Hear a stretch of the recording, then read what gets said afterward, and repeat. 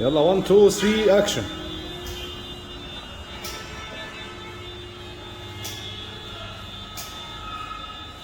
مطابخ عالمية على أراضي مصرية، وكل ما تحمله الكلمة من معنى. تفاصيل تصميم مطبخ مفتوح على الريسبشن، بس حاجة تشرفك قدام ضيوفك وتشرفك وانت واقفة بتشتغلي في المطبخ.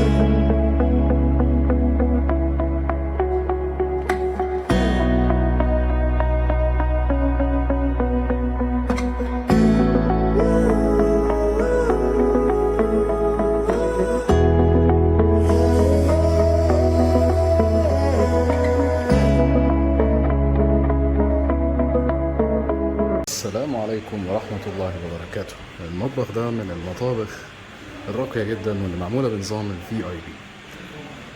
نظام VIP بيكون عندنا في نظام الإضاءة المتحركة. خلينا نقفل النور خالص.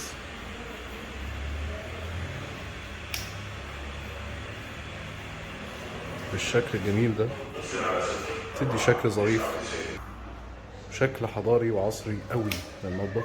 مستوى الإضاءة التاني اللي بيشمل الإضاءات الداخلية والإضاءة السفلية للمطبخ بالشكل ده، والإضاءة الرئيسية اللي بتنور كامل المطبخ. اهتموا جدا بمستويات الإضاءة، ومستويات الإضاءة مهمة جدا في المطبخ. هنا بدأنا بدولاب أدوات النظافة، ومكان للتلاجة، بعدين مكان لغسالة الأطباق، بعد كده مكان الحوض العريض جدا. شايفين مستوى تقفيل الحوض أسفل الرخام بضمان 5 سنين ضد أي مشاكل. عندنا هنا المطبخية معمولة بنظام جديد، نظام ان هي بدل ما تكون فوق بعض بالشكل التقليدي، لا خليناها جنب بعض، وده هيديني حرية حركة اسفل المطبخية بالشكل الهايل ده. في نفس الوقت لو حد قصير او كده هيبقى الاستخدام اريح بكتير، وفي نفس الوقت نستغل ان ده يعتبر اكسسوار فمنظم لادوات اللي بتتحط فيه الاطباق وهكذا، فهيديني شكل ظريف. فخليته في واجهة المطبخ يبقى ازاز ويبقى شكله ملفت. طبعا بعد كده فوقه وحدات تخزين علوية بالشكل الجميل ده. مطبخ ارتفاع 2.50 متر. وحدة الحوض طبعا من خامة البورديوم المقاوم للماء. باسكت سلة مهملات ومنظم لأدوات النظافة.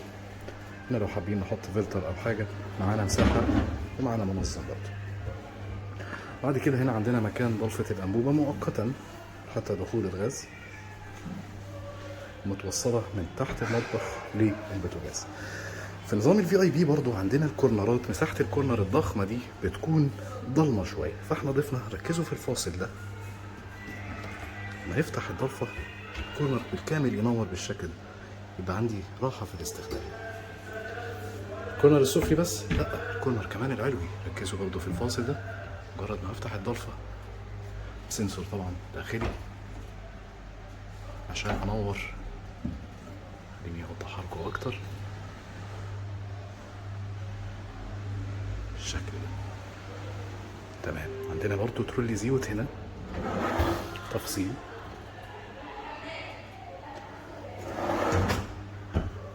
عندنا كمان منظم معالي وشوك اسفل البوتاجاز مع ادراج الحلل الاستخدام اليومي. هنا مكان الحلل اللي انا ما بستخدمهاش كتير. ضلفة ازاز ويمين الشفاط وشمال الشفاط.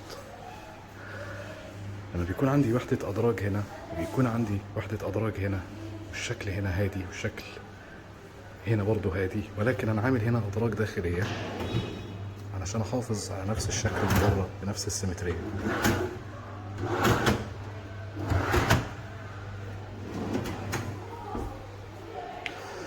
قدام البوتاجاز بالظبط استغليت هنا وحدة ادراج رفيع ودرجين برضو بعمق جيد مع تدخل اللونين بالشكل ده عشان يديني برضو الجزيرة طعم وروح بشكل ظريف. شايفين جودة الرخام؟ طبعا الإضاءة مباشرة هنا عليه فباين أكتر الفص الذهبي اللي في الجلاكسي. طبعا هنا عندنا الفرن الميكرويف بيلت ان استغليناهم بالشكل ده. طبعا زي ما لاحظتوا مفيش شباك في المطبخ، استبدلنا ده بشفاط. اولا افضل بدل ما نحط شباك هنا هيبقى شكله غير منطقي، فالافضل ان احنا نستخدم شفاط وقدامنا على طول الشباك كده مقرر. وعندي هنا وحدة البار فيها ضفتين خزين بالشكل ده، وحدة ادراج الخضار، وهنا تقسيم معالق وشوك برضو قريب للبار عشان دي هتبقى منطقة السفرة. هنا درج رفايع عريض بالشكل ده، تحته برضو أدراج تخزين أساسية، حلل أساسية أو أطباق أساسية في التقديم وهكذا. الحاجات دي بتكون ظريفة أوي. كمان الجزيرة استغلتها من الظهر بشكل ديكوري كده، أقدر أحط فيه إكسسوارات في داخلة المطبخ هتبقى شكلها ظريف. ما تنسوش كمان التجاريد اللي معمولة بالجودة وبالفينش دي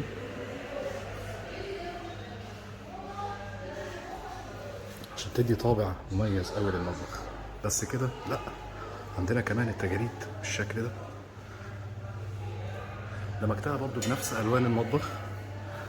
كمان حطيتها في السقف هنا عشان أدمج الزون بتاع المطبخ بشكل متناسق عشان نشوف اللوحة الفنية المتكاملة دي. مساحة رفرفة البار علشان الكراسي، مساحة ديكور بإضاءة. هنا الخامة فينش مش ظهر، جمع 45 مع دي. جودة الشطف وجودة الرخام الغني عن التعريف من خلالنا. المطبخ ده من تسليمنا من القناطر الخيرية على النيل مباشرة. عميل قمة في الاحترام وقمة في الأخلاق، حقيقي تشرفنا بيه جدا جدا جدا. شغلانة جميلة جدا، استمتعنا واحنا شغالين فيها. شكرا ليكم وشكرا لمشاهدتكم. نشوفكم إن شاء الله في مطابخ جديدة في أماكن جديدة بأفكار جديدة. مع السلامة.